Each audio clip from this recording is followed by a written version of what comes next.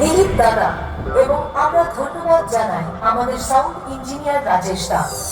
আজকে যিনি সেটআপটিকে খুব সুন্দরভাবে অপারেটিং করছেন তিনি হলেন আমাদের সকলের চেনামুখ অরুণ দাদা ভাই। তো চলুন আর কথা না বাড়িয়ে ডিজে রোলেক্স রিমিক্সের একটি সুন্দর ভক্তিমূলক গান আপনাদের সামনে পরিবেশন করা যাক।